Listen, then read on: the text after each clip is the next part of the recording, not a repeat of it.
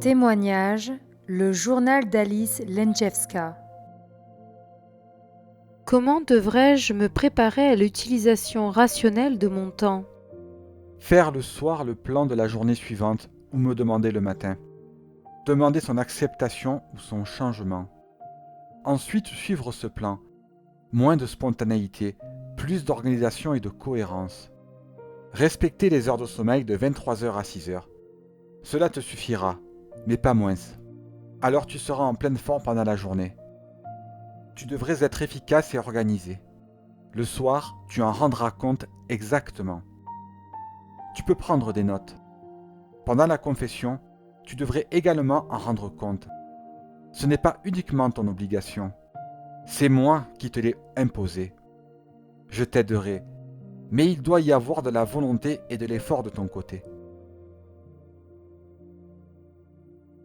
Père, qu'est-ce que je peux faire pour toi? Travaille, sois appliqué, fais le bien partout.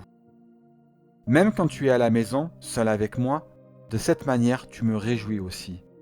Sache que je suis toujours avec toi, très proche.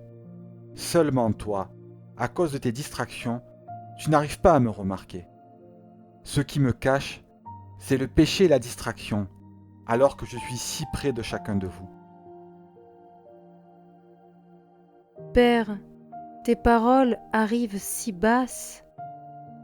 Pourtant, tu sais qu'elles viennent de moi. Je sais, pourtant je n'ai pas de certitude. Tu n'as pas besoin de certitude, mais de foi.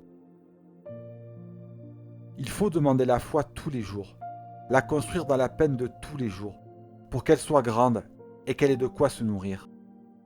Nourris ta foi des événements de ta vie. Prends-en soin avec ardeur pour qu'elle fleurisse et donne des fruits. Lesquels? La paix, la joie, la certitude dans l'action, la liberté, la richesse. Tu es mon enfant, donc mon héritier. La foi te fait mon enfant, prends-en soin. Père, tu m'as raconté tellement de choses aujourd'hui et tu m'as permis de beaucoup comprendre. Je n'ai rien écrit parce que je n'en avais pas la possibilité, mais maintenant, je n'arrive pas à reconstituer. Je me sens entourée de ta grandeur, de ta sagesse et de ta vérité. Le sentiment d'une vérité qui est cachée, même si je me trouve en elle. Une lumière qui m'entoure, mais que je ne vois pas. Mon aveuglement humain qui découle de ma petitesse. On ne peut pas y échapper. Est-ce en cela que consiste la tragédie humaine? Cela consiste plutôt à voir uniquement ce qui n'a vraiment aucune valeur. Toi, tu commences déjà à voir par les yeux de l'âme. Reste en moi, je te montrerai plus. Reste consciemment en moi, désire cela. Ton désir enlèvera le voile qui rend la vérité invisible. Moi, je suis la vérité et la lumière. Tout se trouve en moi et ne fait qu'un, l'espace, le temps, les objets, ainsi que vous, les hommes. Vous habitez en moi, enveloppés de mon amour. Tellement de gens s'arrachent et s'enfuient. En dehors de moi, il n'y a rien. Il y a les ténèbres et le mal.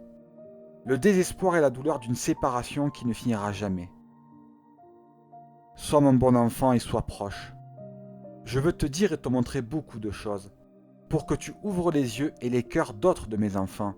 Ils me font pitié et je veux les aider. Je veux que tu sois l'intermédiaire. Comment? Je t'en rendrai capable et je te le dirai le moment venu. Qu'est-ce que je devrais... Tu devrais être plongé en moi sans cesse. Tout dépend de cela. Moi, je ne te force pas et je ne te mets pas la pression. Tu as un libre arbitre et tu peux décider, choisir.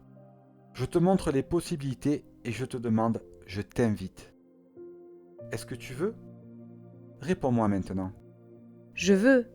Fortifie-moi, mon Père, pour que mon désir ne fléchisse pas, qu'il soit grand et toujours plus fort, pour que tout s'accomplisse. Bien, sois tranquille et confiante. Est-ce que je dois lire l'ascèse organique? Lis, je te l'ai déjà dit. Par la bouche de mon père spirituel, le père Walter H. Walick? Ce n'est pas la première fois que je te parle à travers sa bouche.